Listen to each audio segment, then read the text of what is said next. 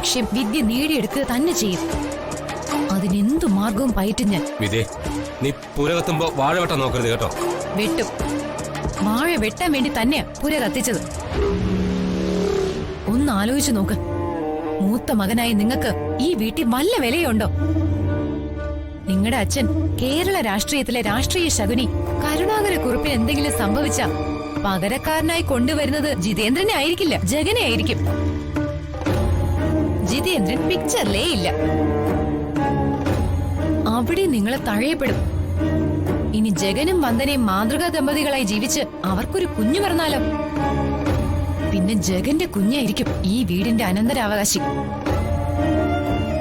അവിടെയും കുഞ്ഞുങ്ങളില്ലാത്ത ജിതേന്ദ്രൻ പുറത്ത്. എന്താ ശരിയല്ലേ ഞാൻ പറഞ്ഞത്?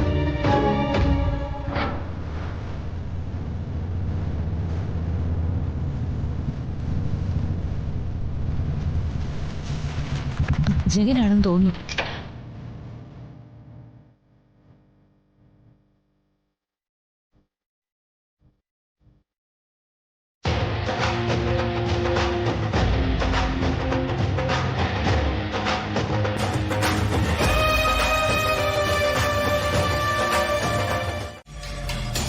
ഏതൊക്കെ രീതിയിൽ നോക്കിയിട്ടും വന്ദനെ ഒതുക്കാൻ പറ്റുന്നില്ലല്ലോ.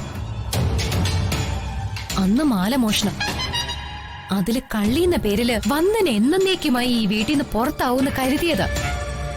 പക്ഷെ എന്തായി? ഒടുവിൽ എനിക്ക് അടികൊണ്ടത് മാത്രം മിച്ചം. ഞാൻ തമാശ കാണിച്ചതാണെന്നും എല്ലാരെയും പറ്റിക്കാൻ ശ്രമിച്ചതാണെന്നും പറഞ്ഞതുകൊണ്ട് അച്ഛന്റെ ഒറ്റ അടിയിലെല്ലാം തീർന്നു. പക്ഷെ നിന്റെ അച്ഛന്റെ അടിയുണ്ടല്ലോ, എന്റെ കണ്ണീന്ന് പൊന്നീച്ച പറന്നു. എന്തൊരടിയായിരുന്നു!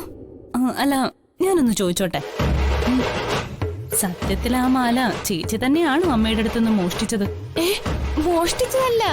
പിന്നെ അങ്ങനെയുള്ള വർത്താനൊന്നും ഈ വിദ്യയുടെ പറ്റി സ്വപ്നത്തിൽ പോലും പറയരുത്. അമ്മ കുളിക്കാൻ പോയപ്പോ ഞാൻ തന്ത്രപൂർവ്വം എടുത്ത് വന്ദനയെ കള്ളിയാക്കാൻ അവളുടെ അലമാരെ കൊണ്ടുവന്ന് വെച്ചതാ. പക്ഷെ അത് അവൻ കാണുമെന്നും ജഗൻ അതെടുത്ത് എന്റെ മുറി കൊണ്ടുവച്ച് എന്നെ കള്ളിയാക്കുമെന്നും ഞാൻ വിചാരിച്ചില്ല. വന്ദനയ്ക്കെതിരെയുള്ള എന്റെ ഉഗ്രൻ ഐഡിയ പൊളിഞ്ഞുപോയത്.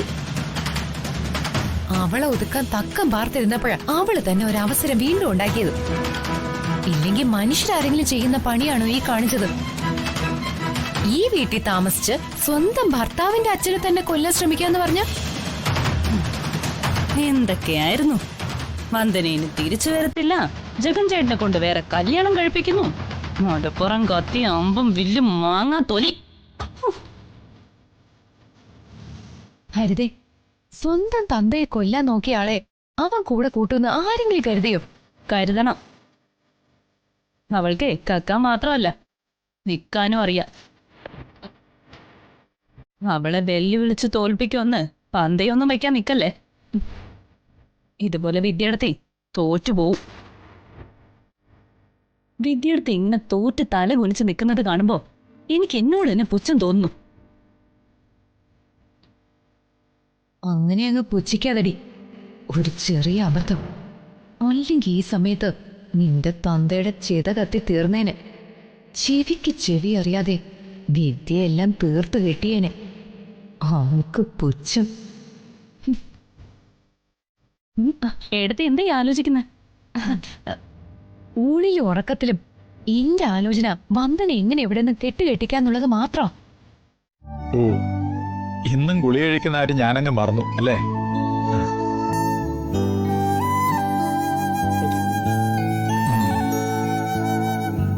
ഇത് വേണോ മാധവേട്ട? എനിക്കിതിലൊന്നും വലിയ വിശ്വാസം ഉണ്ടായിട്ടല്ല ചന്ദ്രു. വീട്ടിലൊരു നല്ല കാര്യം നടക്കുമ്പോൾ മുന്നേ പൂജ ചെയ്യണമല്ലോ.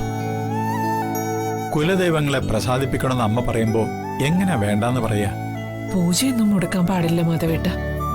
ഞാൻ പറഞ്ഞത് അതല്ല. ചെലവിന്റെ കാര്യം ഓർത്തിട്ടാണോ? അതൊക്കെ അങ്ങ് നടന്നോളുന്നേ. അതല്ല മാധവേട്ട, കുറുപ്പിന്റെ വീട്ടിലേക്ക് കുറുപ്പിന്റെ വീട്ടിൽ ചെന്ന് പൂജയ്ക്ക് വിളിക്കേണ്ട കാര്യമുണ്ടോ എന്നല്ലേ? പോയപ്പോഴൊക്കെ മാധവേട്ടനെ അയാള് ഏയ് ഒന്നുമില്ല.